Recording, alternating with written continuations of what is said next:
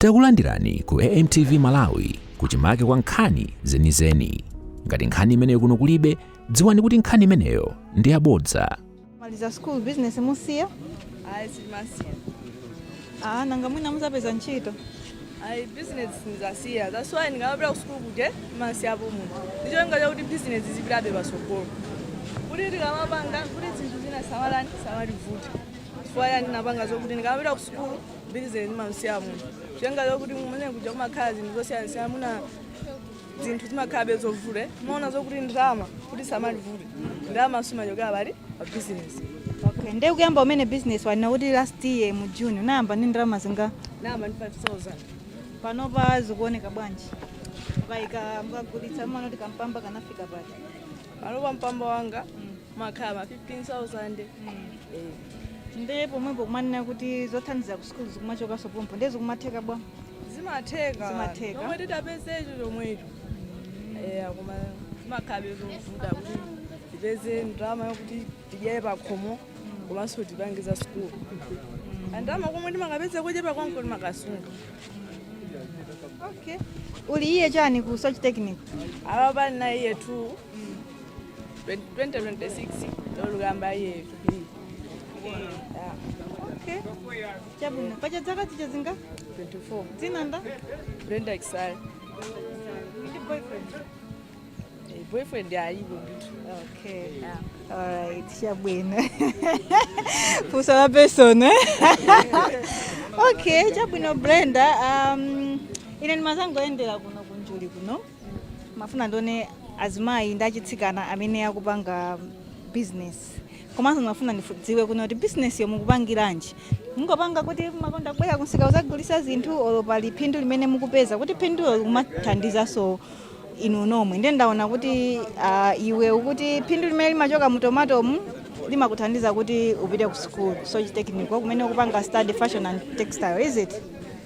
Yeah, so ukuthi ukakhala ku school uko mayi ako ndamene amakhala pano koma business ndi yako. Okay, ndiye chifukwa kuti mwapita ku school ineyo zandisangalatsa kwambiri. I think imene mabwera kuno simayembekeza kuti ndipeza mwana wa school. Ndimaona ngati ndipeza azimayi okhaokha. Ndiye ndifuna ningokulimbikitsa kunena kuti ukakhala kuti iwewe kasuzithandiza pamafika stage ina yake mu moyo kuti makolo athu pena sangathe kuti thandiza kuti tipeze zimene tikufuna pa moyo wathu. Ndiye iweyo pawekha umayenera kudzipanga push mene ukuchitiramo. Ningokulimbikitsa kuti school imene upangayo usasiye. A boyfriend akhale apo kumamaso patsogolo akhale mbali yacha ya school. Mukamaliza izakhale zadongosolo bwinobwino business iso osatani osasiya. Ndiye ndaona tomato wina uyu ndi wang'ono-ng'ono uyu ndi wamkulu-nkulu ndiye pamene pa mabayi yake akumayenda bwanji. Aba 200 aba 100 300. Aba 150 200 uyo 300 uyo. Okay, so uyo ma 400 umaita kusankha munthu. Amasanga. Mmodzi ndi 400. Uyu ndi 400 kwacha. Okay. Kule nawo mutiyezere kuyo kawa 2000 kwacha kuti naneso 2000 kuthandizireni kampamba eti ka school weti mutsegulira liti? Aba balivya chaka cha mawa. Ndalo wakale pali. Not this year. Oh, chifukwa chani sikupita 2025? Aba balufuna ndizipita ku attachments. Attachments. Upangira kuti attachments. Sina besi. Na besi. Makuyangana. Ndikuyangana. Umayangana kuti ndimbo. Ndiyangana ku planta ya oloko nkuno. Leo kapanda kuti suna besi chimachitika china. Basi ifama wanga tinchulu athwe yosoka-soka timatha kupeza ndrama munja mawangala anthu ena amasoka makondemu timatha kumene kuti ako mwina kumapita mmakondemu and kumene kuti ako timakhabe zovuta ifika timalipira komano kwinako sitimalipira koma osalipira usamapezeka. Okay, so atela amene amakhala mmakondemu amafuna kuti mudzilipira. Amafuna kuti alipire. Mwakuti uli apo mwatha kudula nsalu dress muno bwino? Madula. Kusoka muno bwino? Kukusiyira ine nsalu ndisokera dress. Okay, chabwino. Hayi basi tiyezeni tomato kuti ife tiyendepo pano.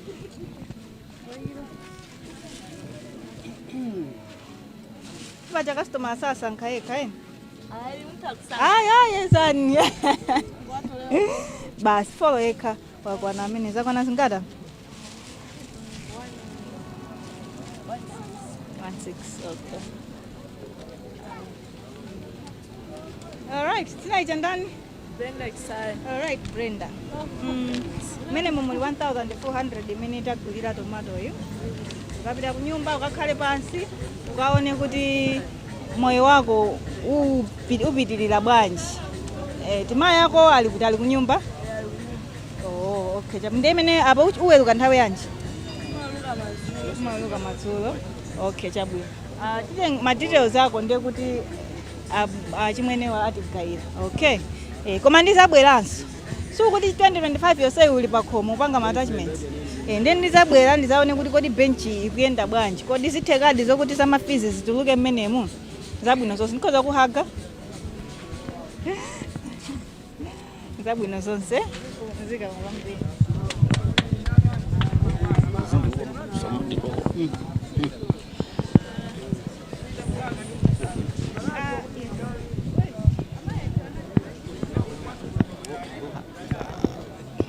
Ndi mmene ndithu zikuyendera pano pa msika wa Njuli pamene Trifonia mpinga njira afika kumene ndithu akucheza ndi amayi amene awapeza amene akuchita malonda koma si amayi okha apatapezanso msungwana amene ndithu ali pa skulu ndipo cheza naye amugula tomato ndikumpatsa ndithu kangachepe kamene kathandize ndithu kuti kapititse patsogolo business yake.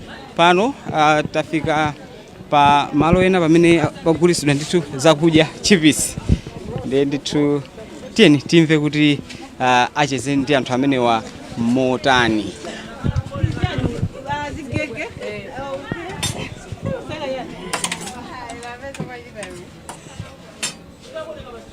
Muli bwanji? Tili bwino. Zina ndani paja? Tijaso zibabaso? All right. Business yanu mnayamba lita amayi Mary. Ndinayamba kale 1997. 1997? Tinali ndizaka zochepa 16. Munayamba ya business yanji? Ndinayamba ya matemba. Then ndinasiya ndinayamba nokena kwa tomato.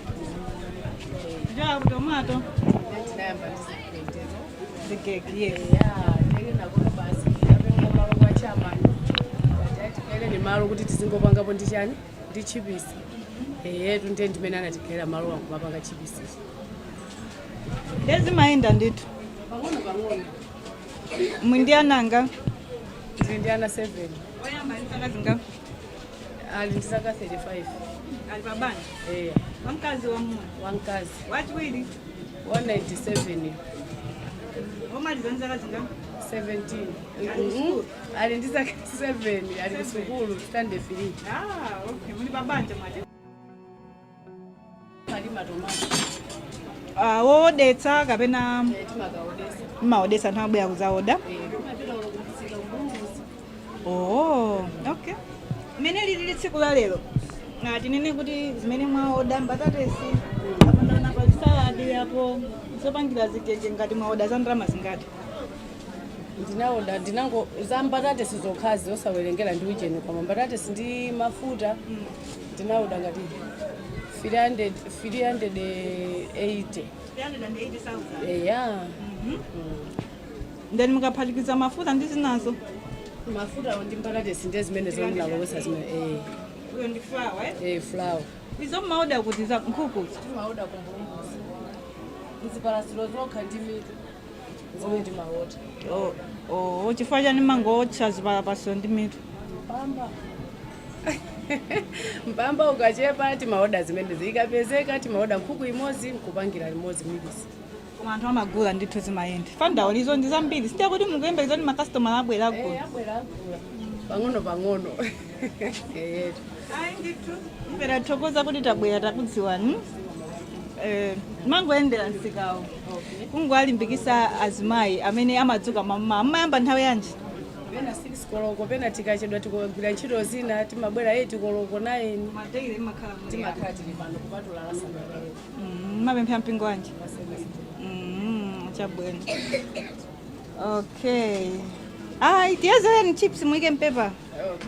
Kumajango ngole. Okay, tichitentese? Mbuti okay? Msadentese. Okay. Ndemasompenyano ndodani business yanu ikulowera kuti. Business imasomphenya ndolera kuti pena umaona ngati kupita chisogolo. Koma sina nkaumati ukamagulisa siku lina upezeka kuti Ichi ndi chabwa 15.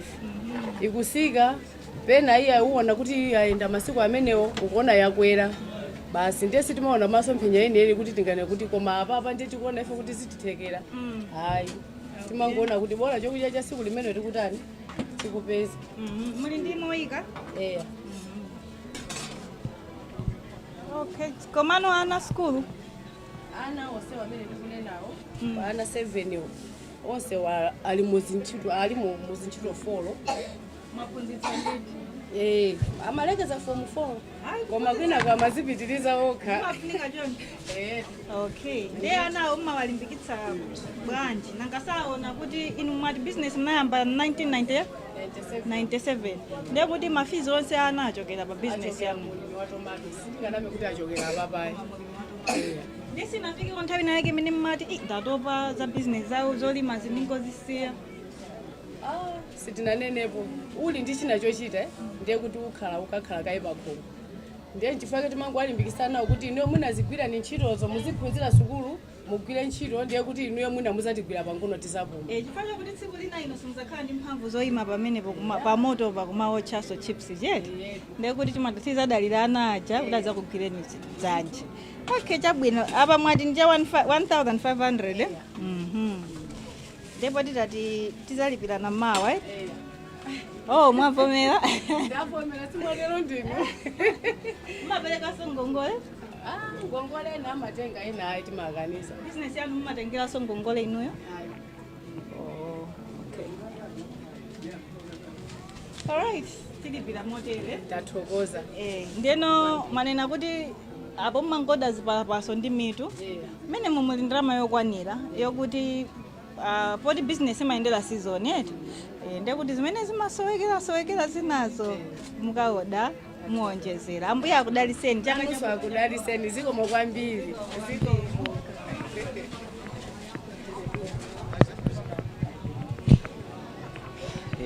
Maya amene akuchita business yogulitsa chipisi zigege ndi azinzawo ndiye ndithu amene awalimbikitsa ndithu kuti apitirize kuchita business yawo komanso aonesetse ndithu kuti sakugwa mkhayi chifukwa zimenezi ndi zimene ziwathandize kuwatukula pa business yawo pa banja pawo komanso pa moyo wawo.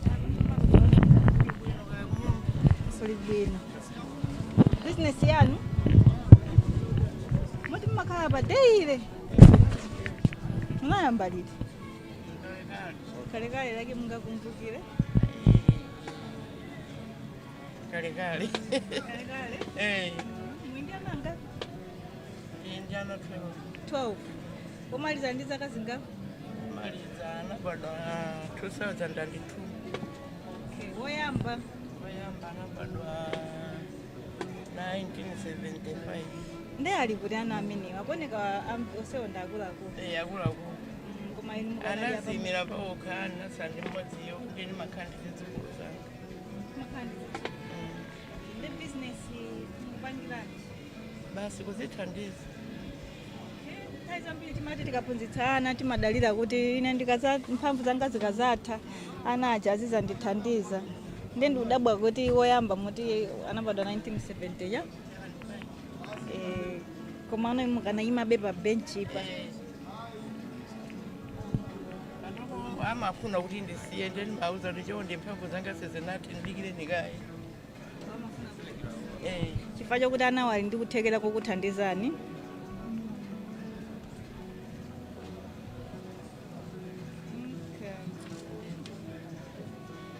Amakhala kuti?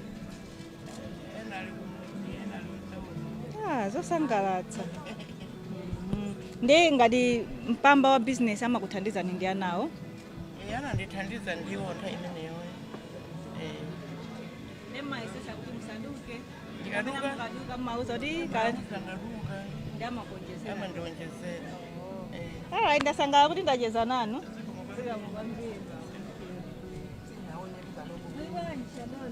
Ili bwino kayi. tili bwino Sikomo. kabenchi kolemerera Kulemerera business ikuyenda imene wezi. ndinu mayinda Ine maisudi. mayi Maisudi. maisuli okay maisuli business yanu munayamba liti Kale. chifukwa chani mmapanga business Nanga ndikakhala chete manjalende ndendija Basi. ana zidzukulu. einte Zija abambo aliko kunyumbako abambo alipo nawo ngasi basi ngongotambala pako. yeah Ndeto silikakhala otambalala nde palibe chabwino. inte zona Nde chifukwa ine ndimapezeka pano kuti ndipeze chakudya kunyumbako ndi mtala wangayo ndi zidzukulu tione chakudya. inu mayi osangalasa odyetsa nzibambo okhala pakhomo ambuye akudaliseni kwambiri katungwe nkukankhana pamene bambo sakuthekera bamboyo iwo sali panchito Yeah. ndeto salikhale manjalende ndeti pangaya ayisizinga palibe chime chingaende uzanikwani kuti mpamba wanu munayamba bwanji komanso mphenyawo business yanu ikulowera kuti inetu business yanga ndikuiona kuti ndinayamba kalekale ndi cholinga chokuti munthu ukangokhala kapena kungodikira kaya bambo mmene anali pa ntchito iweyo kuti ukhalenso manjalende ndekuti palibe chingachiti chopeke ndayamba ntchito ya bambo asanasiye ntchito cholinga choti ukazikavuta ya benchi ndi yanu yanga ndengati lalelo litingoti katundu ali pano ndi wa mpamba wa ndalama zingati kungoyerekeza eti mangolowetsapo silimakhala nazo bizi kuti tiwerengese kuti mwakuti uma nanga mmadziwa bwanji timukuuza kapena mupanga profit basi ife ndimangoti bwana ndikudya kunyumba ndikatolera pang'ono bola kenaka kakasowa ukatole ubweretse apa tinene kuti business iyi ya moyo wa tsiku ndi tsiku ndi tsiku moyo wa tsiku ndi tsiku kudya kwa tsiku ndi tsiku ndalama isamasowe yofuna kugula zinthu zapakhomo chabwino ndithu okay basi fe ndimangoyendera msikawu chabwino funa kudziwa kuti azimayi anzathu akutani mwina tingaphunzireponso nafe chabwino kukayambaso mwina akageni pena pake kukhala nako kuti tapitiriziranipo apapa osati inu mundigayira iyayi inuyo nomuona kuti kalamba ija ikudyetsa ndala kunyumba kuja ndi zidzukulu kodi atukuka amene ujayo teja ayi mwayankhula bwino tandipasani ndatukule awa business alright tipange chonchi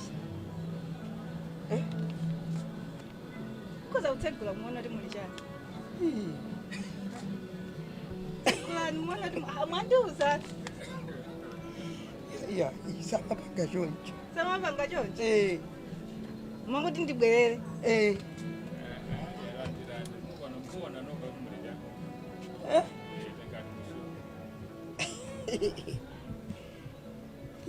zimaopsatu zotezi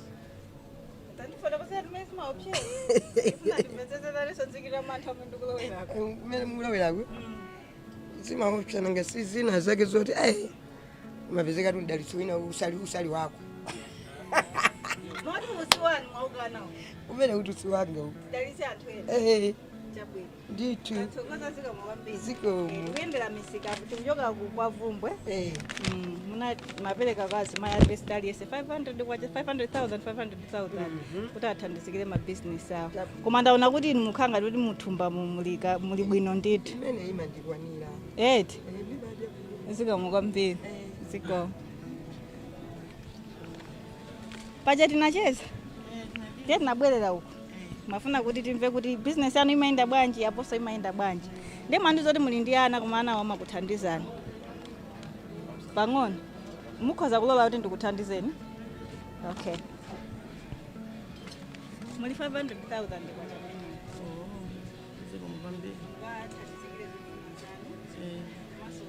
pamene anawo sangathe kukwanitsa kuthandizani mukhoza kukaonjezera ndalama ndithudi ine dzina langa ndine Mrs. Mpinganjira mmadziwa simwadziwa dzina langa ndili limene zikomo kwambiri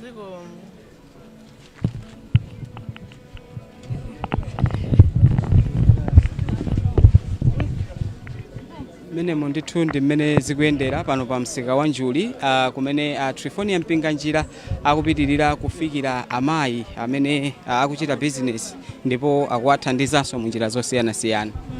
Okay. Aminga umodzi? Aminga umodzi ndiye. Okay. Yeah, koma ine ndimakonda awa adomasi. Akamafuta. Oh yeah, ndifuna usanyika acha ndi ati awa. Kosaika mafuta. Amene. Ndi umodzi ndi mabwa? Ma 1000 uko 500. Ndiye niko na 2000 kwacho. Mmakaoda kuti? Mmakaoda kumbulumbuzi, pena kuthondwe, pena sokulimbi. Business nayamba liti? Business nayamba 2017. Nde from 2017 kufika pano ikenda bwana. Business pano pasi kuenda bwino chifukwa ya chilala chimene chagwachi. Ndiye tumati tikagulisa lipeso chokudya. Ndiye pano pasi zikutheka kula siswana mafinzi ku skulu. Sizikuyenda kuti kwa pano patikumendera kuti tibwereke pa munthu tikaode ndiye tikabwera tikugulisa tibwezerese. Mmatengera ngongole business yanu ngongole yake ndiyo ngubweka pa munthu tizandivuta tibwereke komano sitimatengera ngongole. Ayi. Munayamba ndi mpamba ndiye imapezeka kuti ingosika chifukwa choti malinga ndi mavuto mmene akupezekera m'makomo. monga ngati izizi nsomba izi mwakaoda kuti ndipo mwakaoda liti? Nsomba izizi ndakaoda ku Mbulumbuzi, zina ndinaoda lachisanu, zina ndaoda lachiwiri. Pamba mmene munanyamula ukaoda zinayendera mazinga? Pamba mmene ndinatenga ukaoda inali 60,000. Pabanja? Tili pabanja. Bambo amatha? Angokhala, anali pa ntchito ndi inatha pano angokhala. Pepani. Ndithu. Ana alipo? Ana.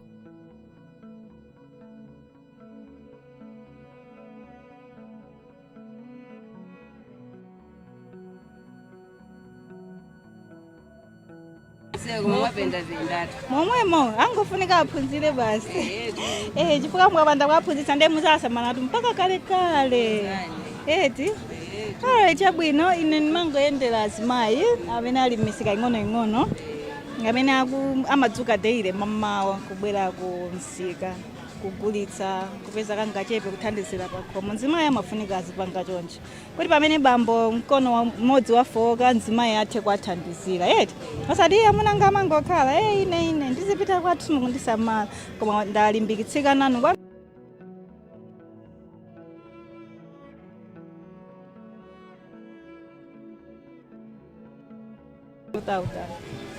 Okay.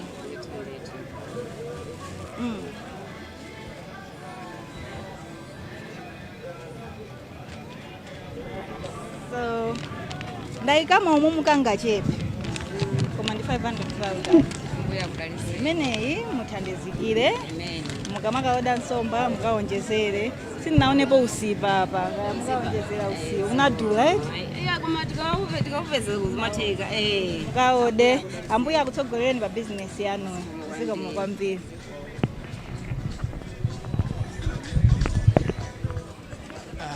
Tikutero ndithu kuno ku msika wa Njuli mboma la Chiradzulu kumene ndithu Trifonia Mpinganjira akupitirira kufikira anthu amene akuchita business kunoko ku msika wa Njuli. Afikirapo amayi angapo amene ndithu wasiyira kangachepe kutinso athe kugwiritsa ntchito mwina potukula business yawo. Apa akuti akufuna afike gawo lina la msika uno.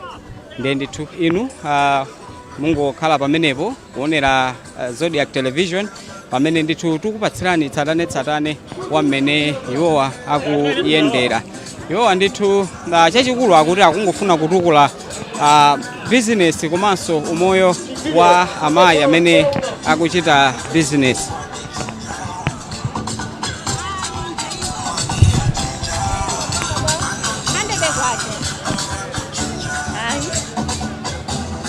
Apa pa 100 kwacha? Oh, dzina anu nda?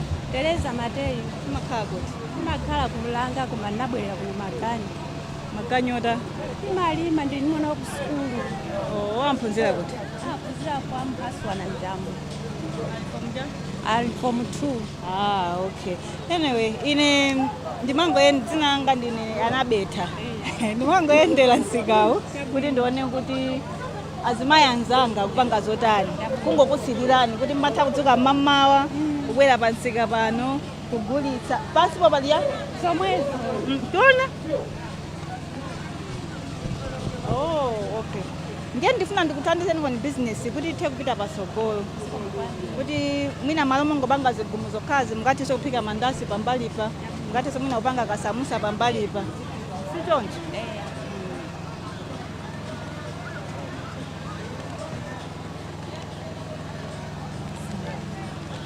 mulizokwanira amenemo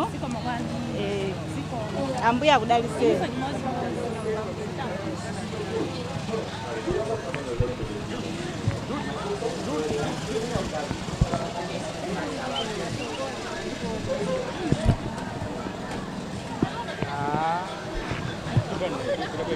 tikutero ndithu kuti Trifonia Mpinganjira akupitirira kuyenda ndi kufikira amayi amene akuchita bizinesi pa msika umene wa Njuli mu boma la Chiradzulu ndipo pano ayima pa amayi amene akugulitsa mangowa ndinganika kuti tikamupeze chifukwa cha nthawi yanga kukhangati yandithera ndinabwera kuti ndizangokuonani mumsika muno komanso ndikuthandizeni ndikandalama kochepa kuti bizinesi yanu ipite pasogolo ine monga mzimayi zanu ndikufunirani zabwino zonse mukamapanga bizinesi koma bizinesi imafunika kuyikapo chidwi osati ukapeza kampamba kuti sunagwirire ntchito ndekudya konse kathelete mwini wake wapa ndani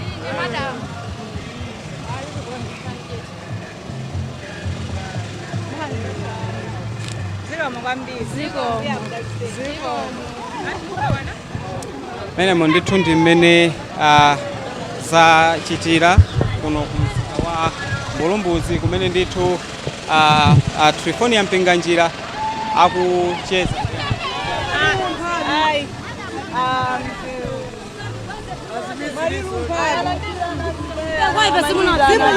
sitinakumana koyamba kati awo ndamene ali ndi madetails ako so andipatsira ziko mno kwambiri menemo ndithu ndi mmene zakhalira pano pa msika umene wa Njuli kumene ndithu Trifonia Mpinganjira akuthandiza anthu mwina amayi choyamba tikudziweni Ndine Loda Eliya.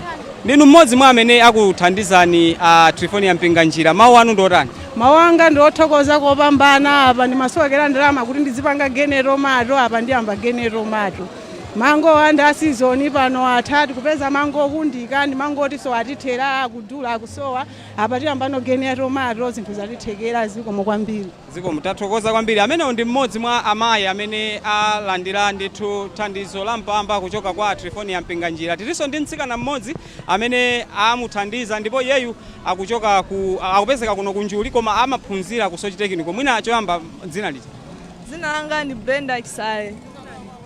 thandizo ndi limeneli mawu ako ndotani Ine yanga ndi chisangalalo ndikuyamikaso kwambiri chifukwa sindimayembekeza zoterezi kuti zingagwere kwa ine pa nthawi mbiri pa msika pano koma ndikuthokoza maso zanga monga ngati mwina ayina machini mwinaso ndipezanso moyo wa machini pamenepo ambuye alemekezeke chifukwa cha thandizo limeneli. Skulu yako kupanga cha Lupanga textile and fashion design. tathokoza amene ndi mmodzi mwa asungwana amene tawapeza kuno ku Njuli ku msika wa Njuli boma la Chiradzulu kumene Trifonia Mpinganjira akupitirira kufikira anthu makamaka amayi ndi thandizo losiyanasiyana makamaka loti liwathandize kupititsa patsogolo bizinesi yawo ndiye ndithu pompano tikhale tikucheza nawo kuti mwina atiuze kuti atayendera kufika malo amenewa zawapatsa chilimbikitso motani komanso kachitidwe ka anthuwa mwina zawasangalatsa motani chabwino mwafika kunonso ku Njuli kumene mwafikiranso anthu amenewa mwina mawu anu atha kukhala otani ndine wosangalala kwambiri kuti ndakwanisa kubwera kunoko kudzakumana ndi azimayi amene amatha kupanga mabizinesi ting'ono ndine wosangalala I think mwachidule ndingotero mtima wanga umasangalala ndikamathandiza munthu mukutsindika kwambiri ponena kuti bizinesi imene akupangayi aziyikapo mtima osati mwina kampamba chakakhala nako mwina focus ngokhala kungoidya koma aziyikapo mtima mutanthauzani business ndi chinthu chokuti umayenera kuyikapo mtima wako ngati kuti ndi mwana wakhanda amene ukuyenera kumusamalira daily.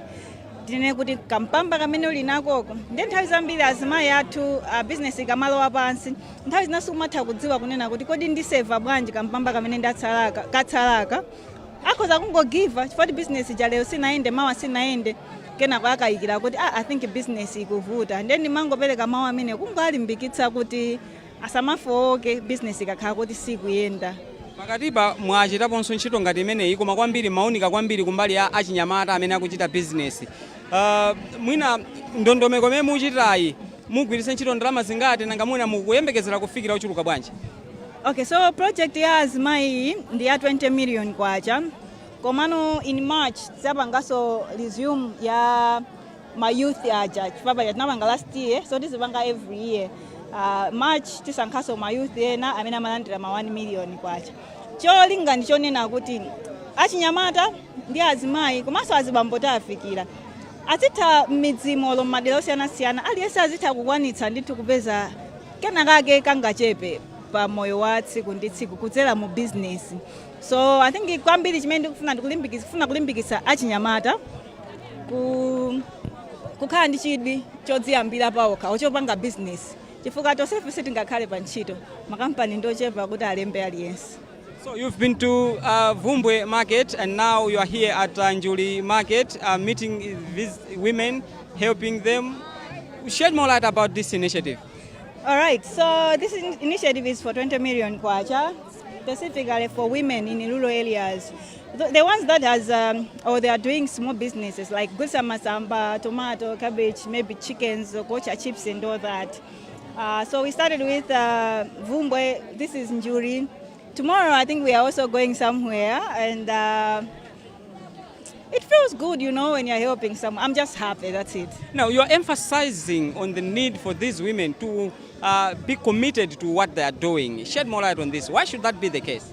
It's very important to be dedicated or to be focused on what you are doing. Actually, when you have received some money or capital that you haven't sweated for, Suna Kongole and all that, you can lose focus because then you start taking that money using or buying some things that you have been longing for. So those words were just to encourage them to take that money and boost their businesses. That's all. Thank you so much. That's Madam Trifonia Mpinganjira. She has just launched. Osaiwala kupanga subscribe ku channel ya AMTV Malawi.